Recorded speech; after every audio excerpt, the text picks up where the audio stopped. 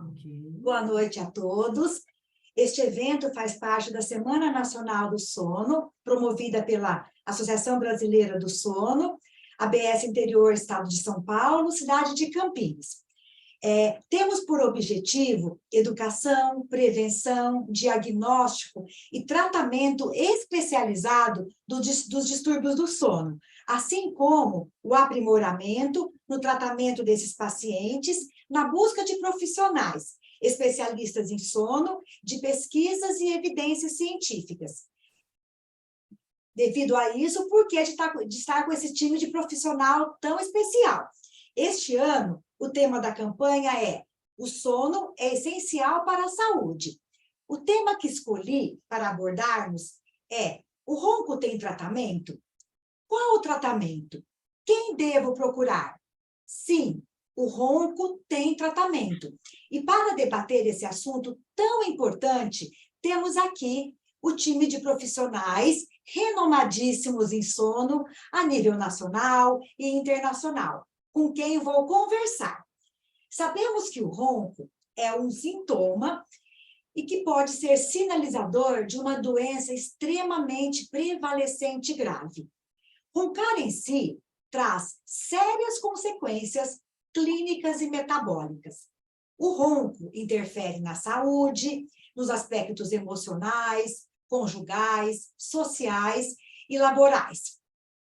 Vou pedir para que o Dr. Danilo Sguilar, médico do sono, responda algumas perguntas, introduzindo conceitos, fisiopatologia e outros aspectos, com o que nós temos de mais novo em termos de pesquisas no mundo. Mas, antes disso, eu vou fazer a apresentação de cada um deles, embora eu acho que todo mundo que é da área de sono os conhece muito bem.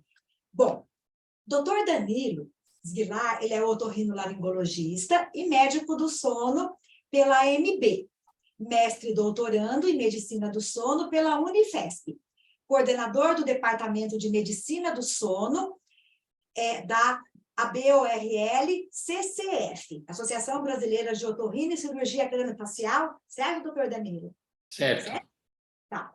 A doutora Cibele Dalfabro, cirurgiã dentista, professora associada e pesquisadora da Universidade de Montreal, Canadá, doutora em Ciências, Medicina do Sono, pela Escola Paulista de Medicina, Unifesp, fundadora e ex-presidente da ABROS. Doutora Yasmin Frazão, fonoaudióloga, doutora em Ciências pela FOB, USP, certificada em fonoaudiologia do sono pela ABS. Dr. Otávio Ferraz, cirurgião dentista, mestre em medicina, cirurgia de cabeça e pescoço pelo Hospital Heliópolis, especialista em cirurgia e traumatologia bucomaxilofacial, dentista do sono pela ABROS ABS e professor do curso de odontologia do sono do Instituto do Sono de São Paulo. Bom, então, vamos começar com o Dr. Danilo. Dr. Danilo, o que é o ronco? Por que ele ocorre? Perfeito. Bom, primeiro eu queria agradecer o convite, Mi, você sempre muito agradável, muito querida, procurando atrelar o maior número de profissionais possíveis. Então, eu queria primeiro te elogiar, eu sei que não é fácil coordenar tantos painéis juntos, em meio a tantos profissionais, então parabéns aí pela sua dedicação, pelo seu altruísmo e por tudo que você já empenhou até hoje. Queria dizer que eu estou muito feliz de estar com pessoas que eu me inspiro até hoje, a Cibele, o Otávio, a Yasmin, realmente são pessoas do meu meio, do meu convívio, e que eu aprendo a cada dia que eu estou com eles.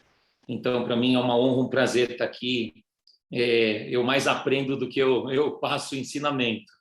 Então, vamos lá, para a gente ser bem claro, o que é o ronco? Para quem está nos ouvindo, e queria também cumprimentar, nós temos uma plateia aí de muita gente querida e conhecida. O ronco nada mais é do que o ar que passa numa área de estreitamento da via aérea superior, seja porque a gente tem lá uma alteração esquelética, uma alteração estrutural, por exemplo, uma retrognatia, uma alteração no céu da boca, a gente chama de palato duro ogival, né? Muitas vezes uma alteração maxilar, portanto. O ar vai passar numa área de estreitamento. Esse turbilhonamento do ar é o ronco, né? O ar passa numa área de estreitamento, ele muitas vezes aumenta o fluxo laminar nesse momento, e esse aumento do fluxo laminar, ele cria-se uma vibração, essa vibração é o ronco, né? Ainda a gente divide em ronco primário, né, e um ronco que muitas vezes está atrelado com uma importante patologia, que é a apneia obstrutiva do sono. Mas, basicamente, o ronco é isso. Perfeito. Doutor Danilo, e qual a fisiopatologia do ronco, o primário e o secundário? Perfeito. Então, quando a gente entra mais agora a fundo nessa sua segunda pergunta, a gente tenta entender qual é a etiologia, na verdade, né? De onde está vindo todo esse processo e o quão grave ele é, né? Porque quando a gente está dando, por exemplo, uma aula de apneia obstrutiva do sono, quando a gente se refere ao ronco, muitas vezes a gente diz, ó, o ronco é a ponta do iceberg. É o ronco que vai fazer com que a gente desconfie que exista por trás uma importante patologia, que é a apneia obstrutiva do sono. Quando a gente faz o exame padrão ouro para esse paciente, para a gente investigar se por trás do ronco existe propriamente a apneia obstrutiva do sono, ainda a gente se baseia num índice, que eu digo ainda porque esse índice foi descrito lá em 1999 pelo Critério de Chicago, pela Academia Americana, num consenso que se chegou a um número, né, em que quando você utiliza o número de apneias e hipopneias pelo tempo total de sono, você tem um índice. Esse índice de apneia e hipopneia, que a gente usa até os dias de hoje, existem várias controvérsias para ele, se a gente só se pauta no IH, se existem outras nôminas dentro da polissonografia para a gente classificar como gravidade. Mas, grosso modo, para que a gente entenda, índice de apneia e hipopneia abaixo de 5, quando existe ronco, o diagnóstico é ronco primário. Tá? Quando esse ronco existe mais de 4, 5 vezes na semana, a gente também tem uma nômina anatômica, um nome, desculpa, científico para isso, a gente chama de ronco habitual, né? O ronco que ocorre com bastante frequência, né? Então a gente pergunta, o senhor ronca mais de 5 vezes por semana? Ah, ronco todas as noites, doutor. Então é um ronco habitual. Então basicamente é isso, o ronco primário, quando a gente tem o índice de apneia e hipopneia abaixo de 5. É o ronco habitual quando ele ocorre com bastante frequência. E quando ele é atrelado a uma apneia obstrutiva do sono, sim, aí a gente se pauta com a gravidade atrelada ao índice de apneia e hipopneia. Entre 5 e 15, leve, entre 15 e 30, moderado, acima de 30, o índice de apneia e hipopneia grave, né? A gente tem a chamada apneia obstrutiva do sono. Ótimo. Como abordou o ronco como sintoma da apneia obstrutiva do sono, fale resumidamente dos fenótipos fisiopatológicos da apneia, o que você faz brilhantemente. Obrigado, imagino. Imagina, é um tema que a gente gosta bastante, a gente estuda dioturnamente esse tema dos fenótipos, porque, de fato, a medicina do sono tem ido para uma linha assim, mais individualizada, o que é ótimo para todos nós. Nós estamos com fono, com bucomaxilo, com dentista do sono. Isso é fundamental para a gente, né? A Cibele vai ter uma característica fisiopatológica que vai ser mais peculiar para ela vai falar isso para a gente, quem são os melhores candidatos à resposta do aparelho intraoral. O Otávio vai se pautar dessa individualidade também, quem são os melhores respondedores para cirurgias esqueléticas. A Yasmin, não obstante, também vai avaliar todo esse processo. Então, vamos colocar assim, basicamente, os fenótipos hoje nos auxiliam a trazer para a gente essa resposta mais individualizada, né? E como que a gente hoje tem, né? A gente tem basicamente os fenótipos fisiopatológicos, ou também conhecidos como endótipos da apneia obstrutiva do sono, que vão justificar os mecanismos pelos quais o indivíduo tem a apneia obstrutiva do sono. São eles, basicamente, né? Então, a colapsabilidade da via aérea superior, isso é um conceito muito legal, né? Porque a gente, agora há pouco, estava falando que o ronco, a apneia, é o ar que passa numa área de estreitamento, alterações anatômicas, e é claro que a gente tem que falar dos como premissa para esses pacientes terem essas alterações. Mas Acho que falhou um pouquinho, mas voltou, né? Isso. Voltou. Mas como uma premissa. Por que eu estou reforçando esse conceito? Porque hoje a gente tem entendido sobre colapsabilidade da via aérea superior, o que é muito importante, talvez tenha uma funcionalidade maior para o ponto de vista de raciocínio clínico para esses pacientes, né? Ou seja, eu posso ter pacientes com alterações anatômicas que não têm alta colapsabilidade da via aérea superior ou que tenham baixa colapsabilidade de via aérea superior. O que vai ditar isso é algo que existe como um mecanismo físico, que é o que a gente entende como pressão crítica de fechamento. Então, quando eu faço um processo de uma inspiração, eu crio um mecanismo de estreitamento da minha faringe por conta dessa negatividade da pressão que incide nesse tubo muscular, que é a nossa faringe. Tem pessoas que colapsam a via aérea com pressões mais negativas. Tem pessoas que colapsam a via aérea com pressão menos negativa.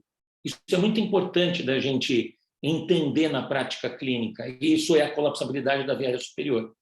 O segundo grande endótipo da apneia obstrutiva do sono, a gente vê muito também na nossa prática clínica, é o baixo limiar do despertar. A gente tem muito desses pacientes que às vezes acordam de uma forma precoce. Alguém pode entender que isso talvez seja um mecanismo para ele sair de um evento de apneia. Cibele pode complementar isso para a gente quando ela estiver falando sobre esses pacientes. A gente vê muito, e esses pacientes acabam indo para o aparelho intraoral, por isso que eu estou citando a Cibele também, né? Então, normalmente é o paciente mulher, mais magra, mais jovem, que tem mais hipopneia do que apneia, não dessatura tanto. Esse é o paciente que acaba sendo enquadrado como baixo limiar do despertar, e a gente tem avaliado na prática também essa inter-relação com a apneia obstrutiva do sono. Para não me estender muito, mais dois endótipos, esses fenótipos fisiopatológicos, o paciente chamado High-Lupigem, é o paciente que não lida bem com o aumento da pressão parcial de gás carbônico, esse paciente acaba hiperventilando, combinando com apneias centrais, em concomitância com a apneia obstrutiva, tá?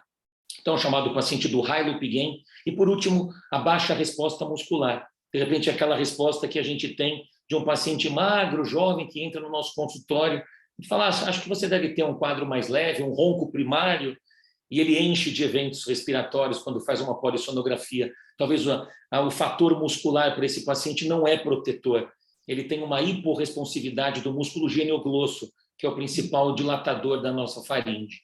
Para a gente também finalizar, já que você falou rapidamente dos fenótipos, eu preciso incluir os fenótipos clínicos e os fenótipos polissonográficos. Rapidamente, fenótipos clínicos, aqueles pacientes com o mesmo índice de apneia e hipopneia podem ter diferentes manifestações clínicas. Um muito sintomático, um mais pouco sintomático. Tá? A literatura tem caminhado para a gente entender quem são esses pacientes mais sintomáticos. Será que ele tem algum tipo de alteração inflamatória maior, algum marcador para justificar esse tipo de sonolência? A gente está correndo para isso, a literatura está correndo para isso. E, por último, os fenótipos polissonográficos. Aqui eu destaco os pacientes da apneia posicional, que caprichosamente pioram os seus distúrbios respiratórios quando ele vira de barriga para cima, quando ele se coloca na posição supina. Hoje a gente entende que esses pacientes são os pacientes masculinos, do sexo masculino, mais jovens, mais magros, com alterações craniofaciais. E o paciente reindependente. Hoje a gente também tem olhado para esses pacientes entendendo que são normalmente mais mulheres, obesas, com alterações como uma hiporresponsividade do músculo genioglosso. Tá? Então, é isso, Mi. Basicamente é isso.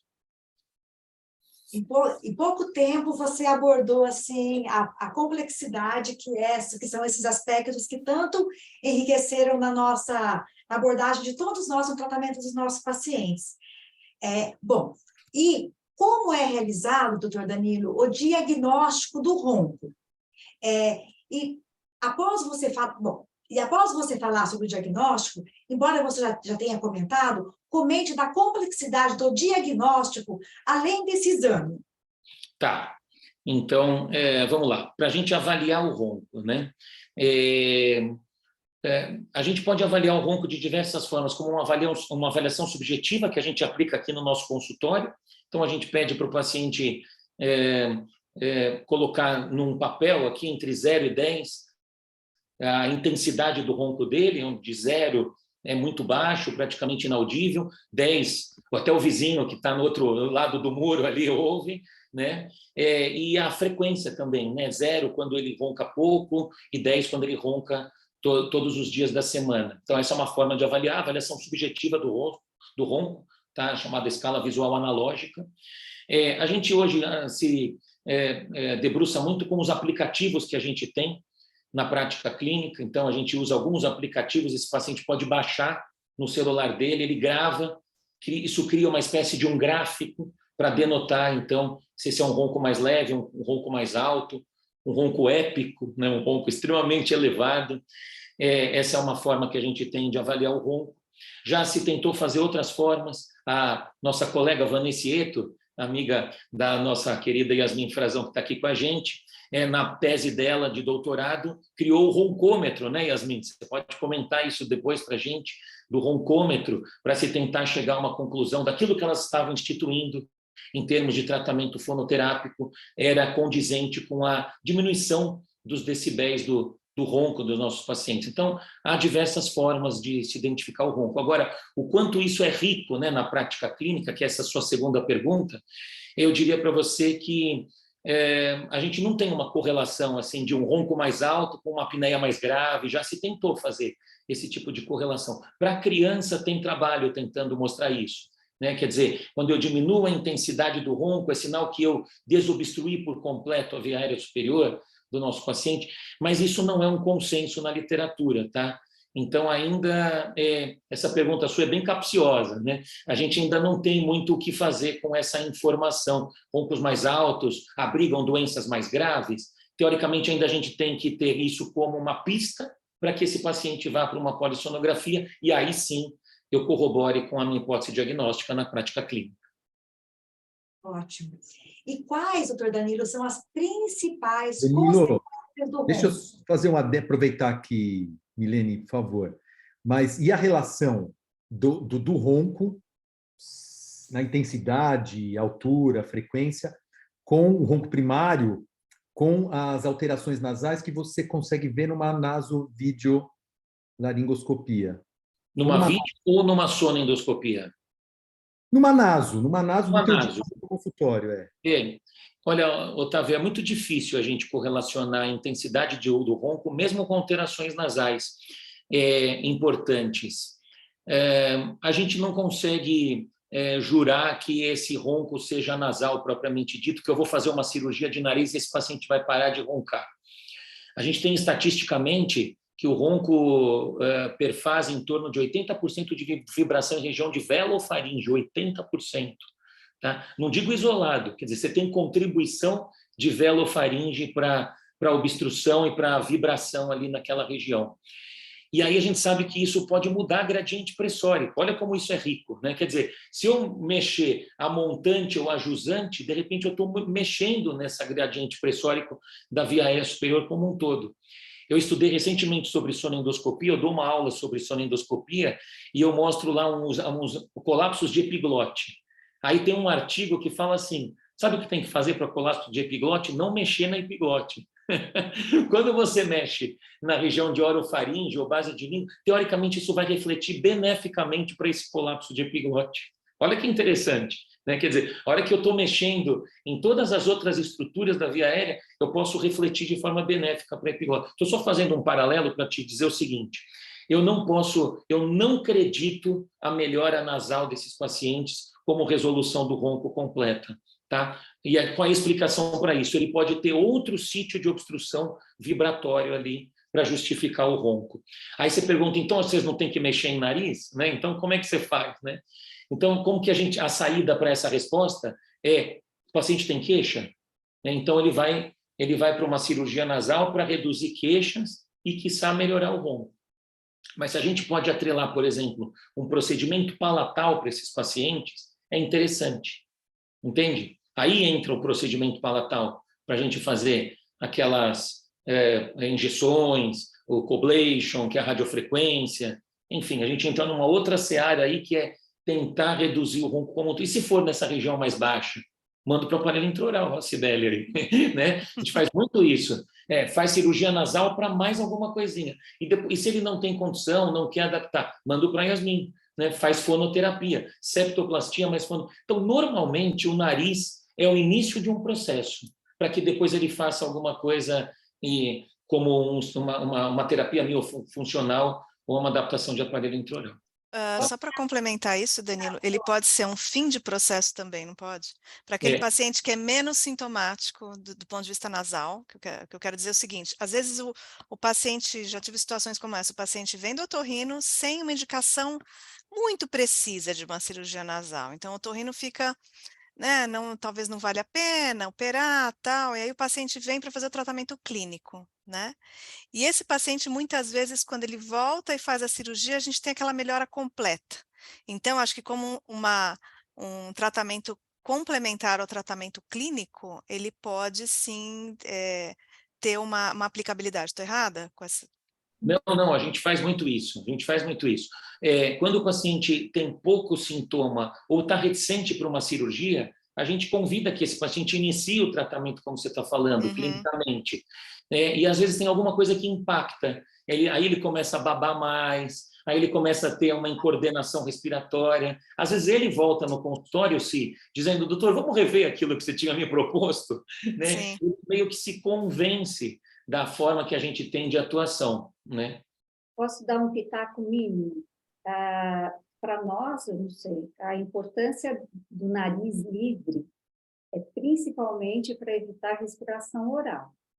E mesmo no adulto que já está com a formação dentoesquelética estabelecida, tem um prejuízo muito grande em atividades simples, como eu estou com uma corredora aqui agora. Então, para ela foi importante ter o fluxo aéreo nasal. E na criança pequena, bom, doutora Cibele, doutor Otávio, todos nós sabemos, né? O padrão de respiração oral, ou sim, vai deformar a estrutura óssea dessa criança. Então, se puder livrar, doutor Danilo, é o melhor. Mesmo que não, sim, porque eu acho que, ampliando só um pouquinho, desculpa os participantes e doutora Milene, mas para ampliar um pouquinho, vai um pouco além do ronco. Eu acho que vai no bem-estar desse paciente, um padrão funcional de respiração, que sim, muitas vezes melhora o ronco também, porque em vez de dormir com a boca aberta, a tendência de roncar com a boca aberta é muito maior do que se eu estiver respirando pelo nariz. Não sei se eu falei fora do... Perfeito. Excelente.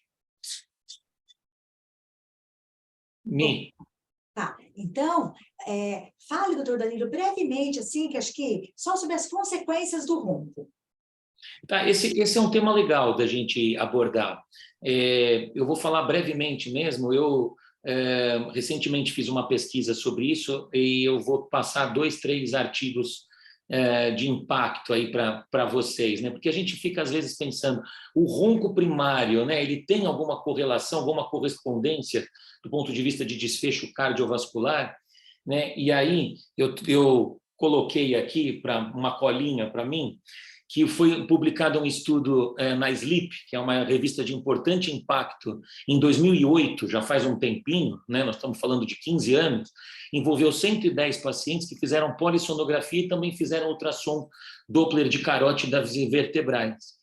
E eles mostraram uma correlação do ronco, que foi graduado como leve, moderado e grave, com a prevalência de aterosclerose. Olha que legal, vou ler para vocês aqui, ó. 20% de prevalência de aterosclerose para pacientes com ronco leve, 32% de prevalência com ronco moderado e 64% de prevalência num ronco acentuado em indivíduos que tenham aterosclerose. Olha que interessante, né? Então, de repente, a vibração da íntima aqui das carótidas pode levar a uma produção aterosclerótica e, obviamente, isso ser desfecho cardiovascular futuro. Esse é um trabalho que a gente sempre cita para dizer, ronco é inócuo? Né? Não, a gente tem trabalho aí bem desenhado, bem publicado, falando a respeito disso.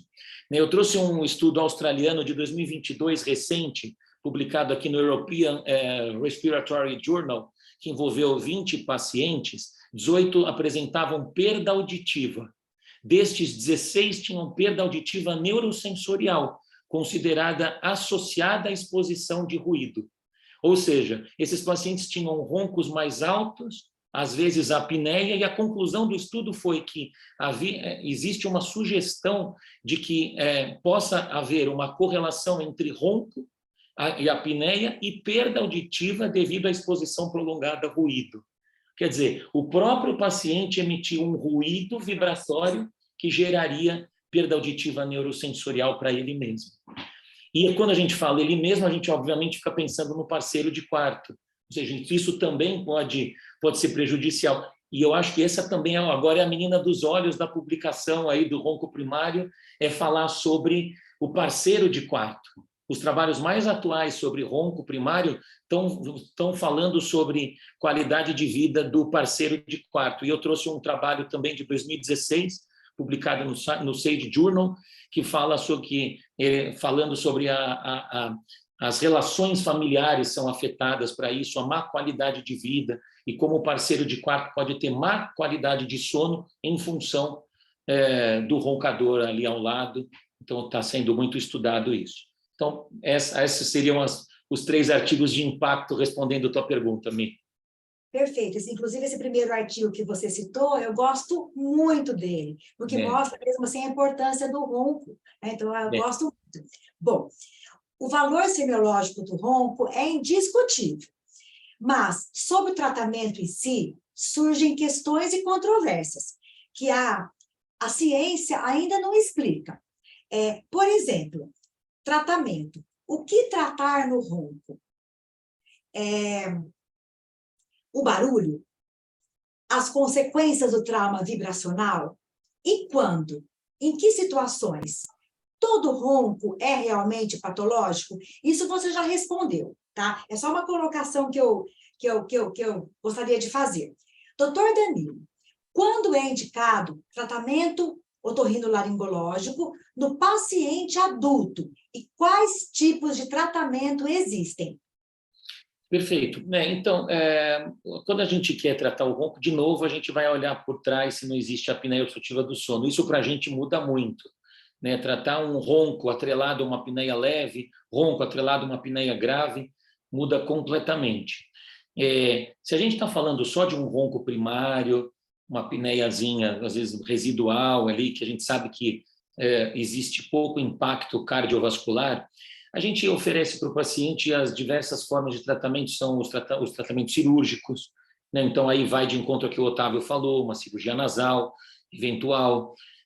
Eu acho que aí a gente vai ter os nossos colegas para falar sobre isso, então a possibilidade do aparelho intraoral, fonoterapia, terapia posicional, fazer uma série de investigações de qualidade de vida desse paciente, hábitos, o paciente usa uma medicação miorrelaxante, às vezes é isso só, tirar um benzodiazepínico, pedir para o paciente ter hábitos mais saudáveis de vida, ele está bebendo à noite, perguntar sobre tudo isso, perguntar sobre refluxo. A gente trata refluxo, é uma via de mão dupla, sabe, Mi?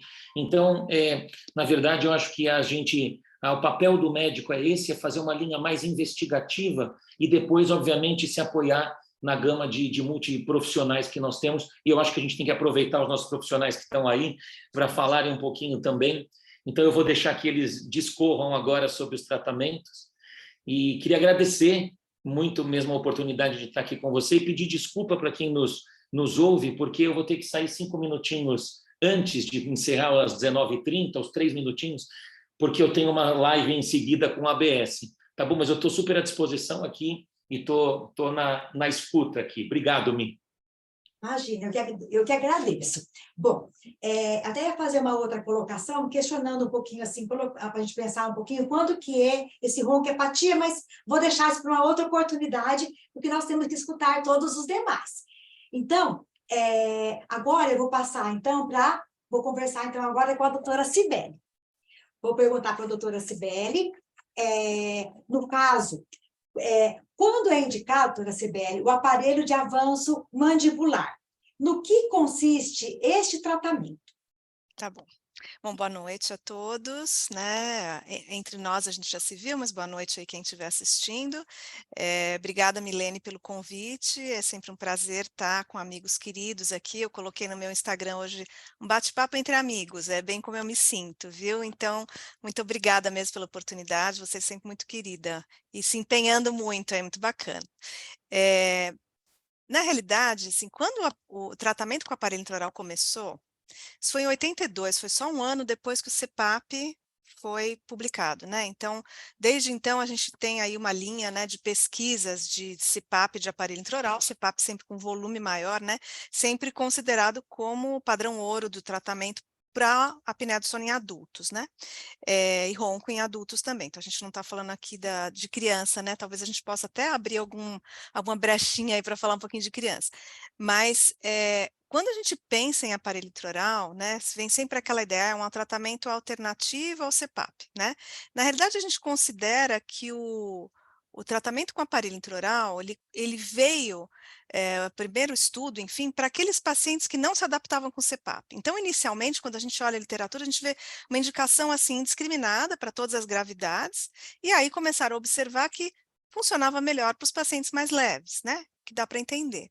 Só que, com o passar dos anos, o que os estudos mostraram, né? Que é o que a gente sabe hoje, que não é todo paciente leve que tem sucesso com o aparelho intraoral, assim como não é todo paciente, ou melhor, a gente não tem pacientes graves que têm benefício com o aparelho intraoral. Né? Se fosse assim, a coisa seria muito fácil. Então, só indica para os leves, não indica nada nunca para os graves ou para os moderados graves, enfim. E a literatura tem mostrado que a situação não é bem essa. Então, foi muito bom, Danilo, a introdução que você fez aí falando dos fenótipos, porque justamente o que a literatura tem buscado, né, começar a estudar primeiro o que a gente chamava dos fatores preditores de sucesso, que a gente chama hoje dos fenótipos ou dos endótipos, que tem sido mostrado para quem que a gente tem uma chance maior, né? Traduzindo em miúdos, de resolver com o tratamento com o aparelho intraoral.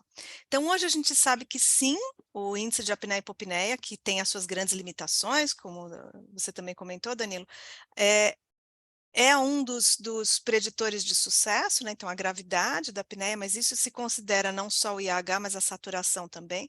Então, pacientes com um índice mais grave e que desaturam têm menos chance de ter resultado benéfico com o aparelho intraoral. Os pacientes obesos, os pacientes que têm mais idade, então a gente não tem assim um ponto de corte. Tem um estudo grande que foi feito na Austrália, publicado, se não me engano, em 2015, do Sistuli, que ele conseguiu fazer um algoritmo, eles tinham lá quase 500 pacientes, e ele conseguiu fazer um algoritmo mostrando assim que quando você tem pacientes jovens, o índice, como é que era? O índice de apneia até em torno de mas pode ser leve e moderado, mas quando você tem pacientes que se aproximam de uma idade em torno de 60, acho que dava 63 anos mais ou menos o corte, esse índice cai para a gente conseguir ter um sucesso ou sucesso parcial. Então, aí você não pode ser um índice acima de 20, mais ou menos, né? Então, aí a gente, claro que quando chega no consultório, né, um paciente que não se adaptou com CPAP, que não teve uma resposta positiva de perda de peso, enfim, o paciente, às vezes, isso acontece com muita frequência, o que muitas vezes a gente tem que fazer é mostrar para o paciente que o tratamento com aparelho intraoral, segundo a ciência, pode ter um resultado parcial no quadro dele, e normalmente a gente até faz um terminho que o paciente assina, sabendo disso, e que a maioria desses pacientes, eles vão precisar de tratamentos coadjuvantes, né?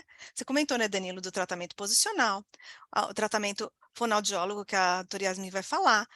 Então, essa coisa do tratamento combinado, controlar comorbidades, então, o paciente que tem refluxo gastroesofágico, é o paciente que ganhou peso no meio do tratamento, é o paciente que tem um distúrbio hormonal não controlado, o paciente que oscila muito de peso. Então, esses pacientes, eles têm que, junto com o aparelho intraoral, ter tratamento da comorbidade e a gente entrar também com o tratamento coadjuvante. Então, muitas vezes esses pacientes, de início eu já falo, a gente vai precisar associar o aparelho intraoral com a fono, por exemplo, que a gente tem muito essa associação, né, Yasmin? E funciona muito bem. Então, esse paciente provavelmente não é um paciente para monoterapia, porque ele, de início ele seria aquele paciente melhor para CPAP, mas ele não se adaptou ao CPAP, tá? Então, assim, é uma resposta grande, mas para dizer assim, não é como se achava, não, é para o paciente mais leve e ponto final, né? A gente tem muito benefício para pacientes mais graves, mas nessas situações particulares. Não sei se eu respondi. Sim, excelente, excelente. E agora, dando continuidade com a doutora Yasmin, e quando, doutora Yasmin, é indicado o tratamento fonoaudiológico? Comente como é esse tratamento. O som. Se tiver som é melhor. Obrigada pelo convite, Milene, um prazer estar com vocês aqui. Eu vou dar uma resposta que pode parecer atrevida de cara, quando que é recomendado o tratamento fonoaudiológico. Então, eu vou ser um pouco atrevida, porém nem tanto, porque a minha resposta espelha a realidade nossa das clínicas e também das publicações fonoaudiológicas. Em realidade, todo paciente roncador ou apneico necessita e vai se beneficiar do tratamento fonoaudiológico. E, dando seguimento a isso que a doutora Cibele acabou de falar, as terapias combinadas são as que nós mais estamos praticando atualmente. E, então, é importante que todo mundo saiba que o tratamento fonoaudiológico não se restringe à execução de exercícios isotônicos ou isométricos para a musculatura orofaríngea, porque a maioria desses pacientes com essas características que foram citadas aqui, seja de ordem muscular, de ordem esquelética, esses pacientes têm alterações funcionais em funções como respiração, evidentemente, mastigação e deglutição. A alteração em mastigação e deglutição foi constatada pelo grupo da doutora Cláudia de Felício, fonoaudióloga de Ribeirão Preto, quando elas validaram um protocolo de avaliação miofuncional orofacial para roncadores, ou pacientes com distúrbios respiratórios do sono, aí incluído pacientes com apneia obstrutiva também. E elas constataram que esses pacientes têm alterações de mastigação, ritmo mastigatório, colocação do alimento em determinados lugares da cavidade oral, que fazem com que a mastigação seja ineficiente e, consequentemente, a deglutição vai ser prejudicada, e também pela anatomia, não estou dizendo que é grosso e é uma macroglossia, não, mas normalmente a língua desses pacientes tem nos depósitos de gordura, que todos nós temos, um acúmulo maior de gordura, então o volume dessa língua é maior, a possibilidade de contração muscular para ejeção do alimento ao deglutir qualquer coisa, saliva, água, alimento triturado, essa força de ejeção também está diminuindo. Então, é muito importante saber que quando nós fazemos a intervenção com a terapia miofuncional orofacial, nós não estamos só fazendo ginástica com palato glosso, palato faríngeo e com a língua. Associado a isso, tem o trabalho de funções orofaciais, adequação. Muitas vezes a gente não consegue fazer adequação, porque a deformidade esquelética é grande e o paciente não quer fazer uma cirurgia. Então, o trabalho é direcionado para adaptar uma dinâmica muscular de toda a musculatura orofacial cervical a essa situação estrutural, a esse arcabouço ósseo que não vai ser mudado, porque muitas vezes eles não querem fazer a cirurgia. Então, é muito mais amplo do que treinar essa musculatura. E eu quero frisar bastante isso, porque na clínica aqui, no dia a dia de clínica, Muitas vezes, médicos dão direção para esse paciente, coloca um CPAP e está tudo bem. Não, o CPAP associado à terapia fonoaudiológica vai fazer com que, muitas vezes, a pressão de água do aparelho possa ser diminuída em função do trabalho miofuncional orofacial. Então, o atrevimento para dizer nós devemos atuar junto ao aparelho intraoral colocado pelos odontólogos. Após a cirurgia ortognática realizada pelos bucomaxíleos, depois das cirurgias realizadas pelos otorrinos, independentemente se for só uma adenotonsilectomia ou um desvio de septo, também as cirurgias, não vou saber falar, doutor Danilo pode me ajudar, mas com flaps, né? Poder fazer uma mudança na conformação de parede lateral de faringe, o fonoaudiólogo é essencial na reabilitação desse paciente, também porque precisa adequar as funções orofaciais, não só exercício isotônico isométrico.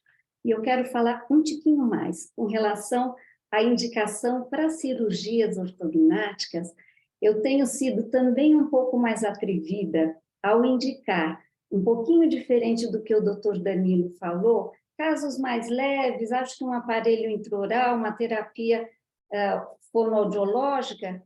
A minha experiência está dizendo que esses tratamentos resolvem por um período de tempo. E eu estou pensando demais no envelhecimento, até porque 65 anos é o dia a dia meu, não é? Então, eu penso que devemos deixar a escolha também, o paciente participar dessa escolha. Você pode colocar um aparelho já, vai ficar fantástica. Você pode fazer cirurgia, você pode fazer fono, vai parar de roncar. Pensa lá no futuro, porque não sei o que o doutor Otávio vai comentar, mas na minha ignorância, eu considero que uma cirurgia ortognática feita numa idade cronológica mais cedo é mais fácil de reabilitar, melhor do que lá com 70 anos de idade. Não sei se eu falei bastante ou não, e especificamente para o ronco, o trabalho da doutora Vanessa mostrou que, sim, há uma redução, tanto na frequência quanto na intensidade do ronco, com essa terapia miofuncional orofacial. Então, é um atendimento importante, e nós, fonoaudiólogos, temos o convívio mais próximo do paciente pela característica da nossa terapia, que são sessões consecutivas, semanais, por um período de 5, 6 semanas. Então, esse paciente que vem, a gente ouve mais do que, muitas vezes, o médico que vai ter um encontro uma vez por mês ou uma vez a cada 6 meses. Então, a combinação e a interdisciplinaridade por bom atendimento e o eficiente atendimento desse paciente, seja só ronco primário ou associado à apneia obstrutiva, eu acho que é um tratamento de ponta, né? Relação entre todos nós para o benefício do paciente. Acho que respondi. Respondeu, muito obrigada. E agora, por último, o doutor Otávio Ferraz, dentista do sono e cirurgião bucomaxilofacial. Doutor Otávio, comente como é o seu tratamento, as cirurgias ortognáticas. Otávio? Bom, isso. Vou ver. Bom, obrigado mais uma vez pelo convite, me aprendendo, o Danilo é uma enciclopédia, né, informação, a Cibele, minha sócia, nem se fala, que eu aprendi ao longo dos anos com ela, e a aula agora que eu tive da Yasmin também. Yasmin, dando um adendo, eu sou fã de carteirinha da fonoterapia, né, associado ou não à cirurgia esquelética, mas é o que você falou, quantos e quantos pacientes não têm maloclusões dentárias, alterações, não só alterações esqueléticas, e o envelhecimento. Então, eu acho que a fonoterapia, ela realmente tem que andar junto em todos os segmentos, em todas as fases do tratamento, que ela só vem a nos ajudar, né? Nós que temos um tratamento mais invasivo, um pouco mais radical, que são cirúrgicos, mas terapia, fonoterapia, para mim, é fundamental em todas as fases aí do tratamento, e para o ronco não é diferente, né? Não sei se vocês concordam.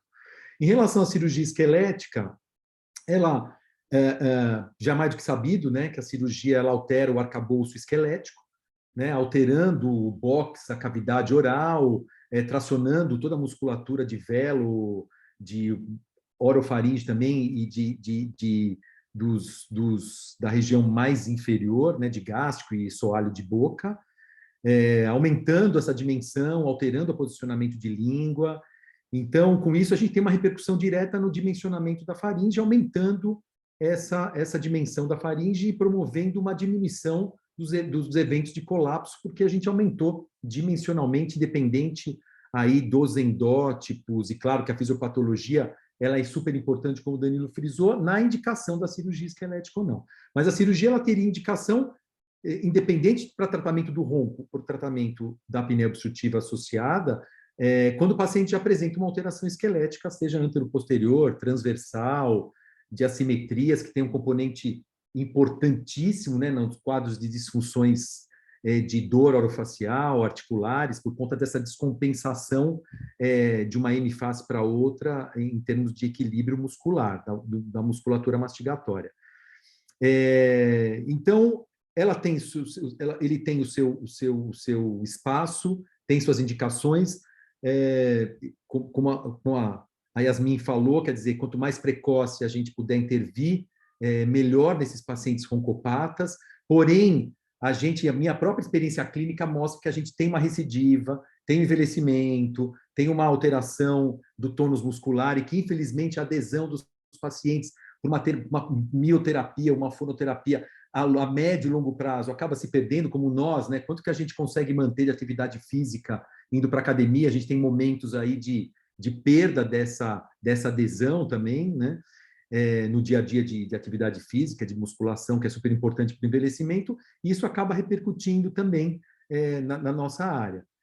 E mais recentemente a gente tem trabalhado muito com o Danilo e ver esse fenótipo da maxila, né? Olhando o mundo tem olhado do sono, tem olhado muito mais para a maxila hoje em dia. A sonendoscopia tem nos ajudado a determinar essa fisiopatologia também e essas relações transversais maxilares que impactam diretamente aí nas dimensões da via aérea. E do ponto de vista do paciente leve, que eu acho que é um questionamento que você tinha feito, né, Mi? Há indicação, né, desde que, mais uma vez, se esgote as terapias convencionais não invasivas e que esse paciente apresente alterações esqueléticas da face, né? Então, você vai estar tratando também alterações esqueléticas em relação à maloclusão, estabilidade, equilíbrio a longo prazo para um sistema mastigatório mais funcional, né? Minimizando também o risco de disfunções importantes a longo prazo.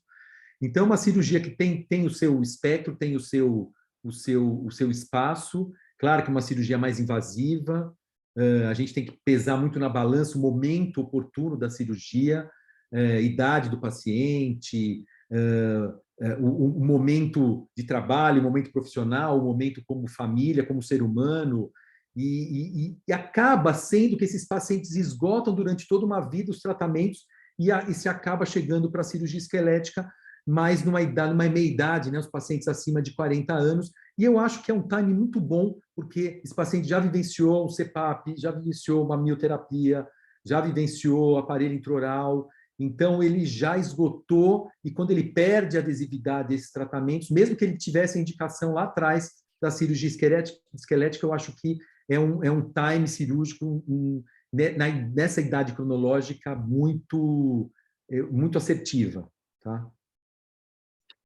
Ótimo. E também, doutor Otávio, comenta um pouquinho também do resultado da cirurgia ortognática, da melhora também da respiração, pelo fato de mexer também na maxila, né?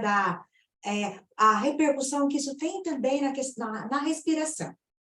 Você sabe que raramente a gente tem um paciente que vem com ronco né, mesmo um ronco associado à apneia, mas com uma queixa maior de ronco, que você, ou um ronco, vamos falar um ronco habitual ou primário, mas que tem uma alteração esquelética, que ele nos procura justamente só para isso, né? A indicação do Danilo, da Cibele, quando vem esse paciente já com uma indicação, que eles têm esse poder de determinar, de fazer o diagnóstico da alteração esquelética. Então, mesmo que ele não apresente uma apneia do sono, a indicação dos colegas, a gente tem realizado, desde que apresente mais uma vez a alteração esquelética, que ela pode ser uma das causas ou a causa principal, aí, desde que já se esgotaram uma cirurgia nasal, e o Danilo citou muito bem, né, uma vibração, 60% a 70% dos pacientes que roncam são vibrações mais baixas, né, mais inferiores, e que a cirurgia ela contribui muito para esse tratamento. Então, é isso, quer dizer, você muda o arcabouço esquelético, traciona a musculatura que está associada, inserida nesse arcabouço esquelético, em todos os planos do espaço, anterior-posterior, transversal, hoje se olhando muito, né? Os verticais, com as rotações, e você muda o eixo, essa biomecânica toda do sistema mastigatório, promovendo esse aumento dimensional da faringe. Então, é mecânico, é físico mesmo. E com isso você diminui sensivelmente, né, a roncopatia, seja ela habitual ou primária, quando apresenta alteração esquelética associada, ou o paciente que tem apneia obstrutiva do sono e que não, mesmo que não apresente alteração esquelética, mas que seja um paciente, pelo próprio envelhecimento, já com uma perda estrutural do envelhecimento do terço médio inferior da face. Então, a indicação da cirurgia se faz presente também nesses casos. Perfeito, muito obrigada. E nós iríamos falar um pouquinho agora do tratamento combinado, né? Quando é necessário, como atuam as especialidades, mas pelo tempo, acho que nós não vamos conseguir abordar, e vocês já falaram, cada um falou do tratamento combinado. Então, eu vou deixar para que cada um de vocês faça assim, um comentário final, tá? Uma frase que vocês queiram deixar para quem está nos escutando, e agora nós vamos começar do último para o primeiro. Se bem que o doutor Danilo tem que sair, então vamos começar com os homens, depois com as meninas. Então, vai, tá?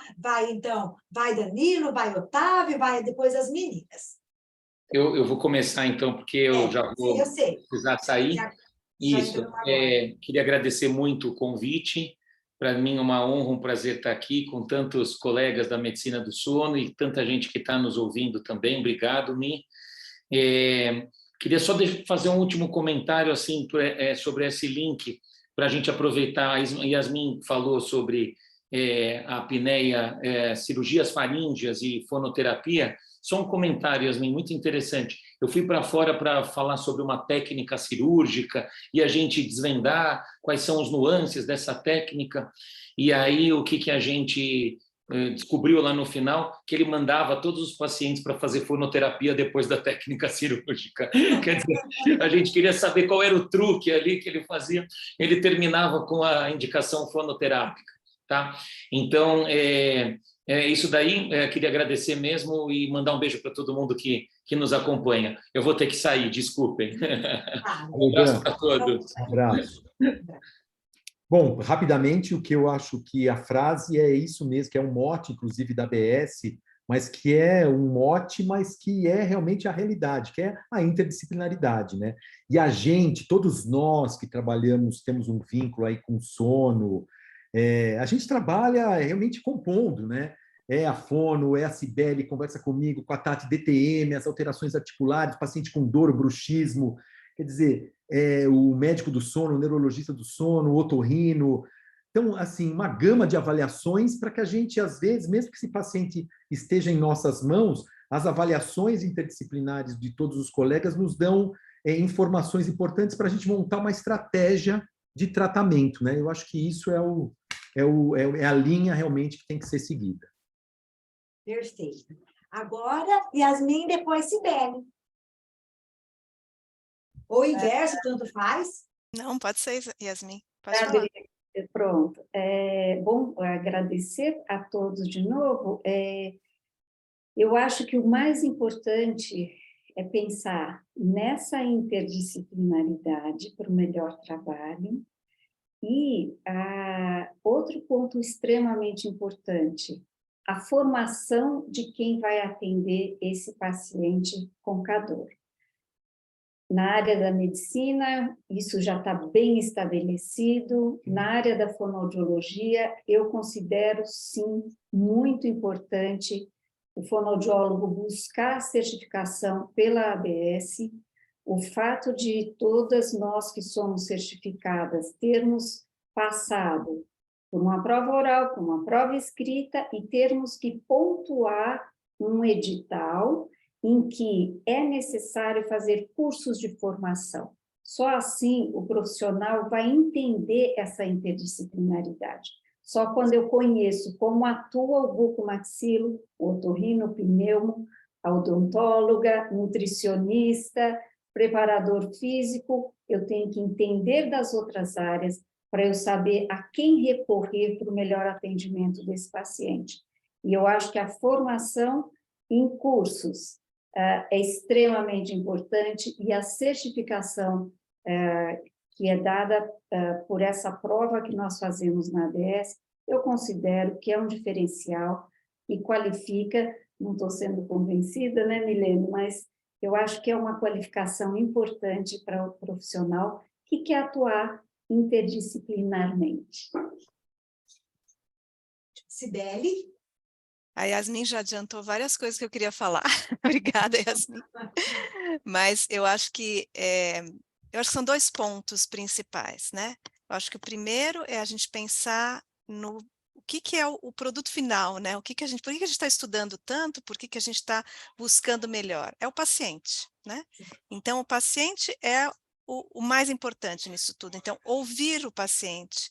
O que o paciente quer? O que o paciente tem vontade de ser tratado? Muitas vezes é um paciente com apneia grave. Não, mas você nunca tentou CPAP? Você vai até CPAP. Não, esse paciente ele pode ter um benefício de uma terapia combinada, que a gente falou, que cada um falou um pouquinho. Sim, eu tenho inúmeros casos assim no consultório. E aí, é o aparelho intraoral, com a terapia posicional, com a fono, com a perda de peso. Então, é uma coisa, né, conjunta. Então, essa multidisciplinaridade que é tão importante para a gente ter o benefício do nosso paciente em termos de qualidade de vida, de qualidade de sono, de melhora de parâmetros clínicos, né? Enfim, para que esse paciente viva melhor. E o outro aspecto que a Yasmin falou tão bem é da formação dos profissionais, né? Na odontologia, assim como acho que na fono é a mesma coisa, a gente ainda não tem uma formação básica em sono na graduação. Hoje tem algumas faculdades que estão começando assim com uma gotinha, né, no oceano, começando na odontologia. E se a gente pensar que a gente está tratando pacientes há tantos anos, se essas pessoas não tiverem uma formação mínima básica, né, como que esse paciente vai ser atendido? Então, essa iniciativa da ABS, no nosso caso também, a ABS junto com a Bros, a gente também vem fazendo a prova de certificação desde 2011, então é um processo que vem vindo, acho que ainda tem muito a ser melhorado. Hoje eu vou fazer parte do Congresso Europeu de Sono e eu vou fazer parte de um workshop para discutir a formação de sono no mundo, porque a gente tem... eu recebi esse convite essa semana, vai ser na Alemanha, em setembro, e eles querem discutir, porque eles querem que a gente traga a nossa experiência, então vai ser uma experiência da América do Sul, uma experiência da América do Norte e 2 países da Europa que vão colocar num workshop, e a gente vai discutir, porque existe uma ideia de se fazer até um paper sobre isso, um artigo, onde a gente coloque um consenso do que seria o mínimo para o dentista ter de formação básica em sono, para depois, só para você, um parêntese, aqui no Quebec, onde eu moro, no estado do Quebec, porque aqui as leis são estaduais no Canadá, o dentista, para ele manter a licença dele, ele tem que fazer reciclagens, e essas reciclagens hoje em dia são online. E na área de sono, o dentista, para manter a licença dele aqui, isso já está válido, acho que há uns 5 anos, ele é obrigado a assistir um curso mínimo de sono, de 12 horas online, onde cada módulo do curso, a cada 1 hora ou 2 horas, eu não sei, ele tem que responder algumas perguntas. Ele só passa para a fase seguinte se ele passou na primeira. Tá? O dentista não mantém a licença dele, no caso, não consegue pagar o CRO dele e continuar trabalhando se ele não fizer essa reciclagem. Então, acho que é um ponto mínimo para que, no mínimo, todo dentista saiba que a odontologia do sono existe, e aí, se a pessoa quiser se especializar, ela vai mais a fundo. Tá? Então, acho que fica aqui a nossa uma reflexão para a gente pensar como que a gente pode trazer isso para o Brasil. Ótimo. E também pensando também, né, na qualificação do profissional, porque nós sabemos que o ronco, ele pode caminhar para uma apneia, né? E essa apneia para uma gravidade, né? Então, está nas nossas mãos como profissional de saúde, né? E qualificados na área do sono, em saber conduzir esse caso, saber o que é necessário, nós como equipe, o que é necessário nessa hora, por onde vai começar, fazer um diagnóstico preciso, considerar todos os aspectos, além da polissonografia, endótipos, fenótipos, tudo que está relacionado. Então, a importância, e como você falou, Sibeli, é o paciente, né? E isso é uma obrigação, né? É uma obrigação nossa como profissional. Então, isso é muito importante. E é uma área que acho que todos nós que trabalhamos nos encanta cada vez mais, né? Acho que a gente tem uma sede por esse conhecimento, a gente quer pesquisas, quer saber mais e mais. Às vezes surge um paciente, eu imagino o Otávio que trabalha com cirurgia, que você fala, mas por que isso daqui? Por quê? Então, você quer aquele porquê, você quer aquele porquê. Então, isso instiga, né, a nossa busca por aquilo, né? É o paciente. Né? Então, acho que a IABS, ela tem a importância de nos colocar todos nós como uma equipe integrada. Ela mostra, a ABS, a BROS, que o sono ele é multidisciplinar.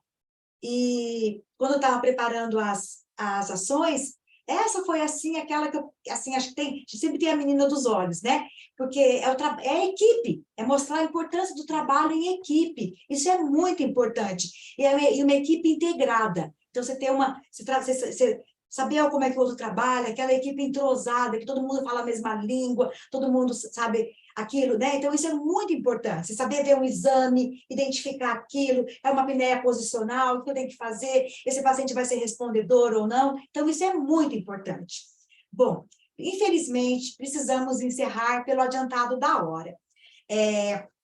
Eu não sei se alguém de vocês quer fazer mais alguma consideração, se o Otávio quer falar mais alguma coisa, o Otávio, como foi o último a falar, né? Nessa hora eu penso, poxa, às vezes tem... Bom, mas... Tá ótimo, é isso aí. Tá ótimo? Tá. Então, é que dá vontade de escutar mais todos vocês. Então,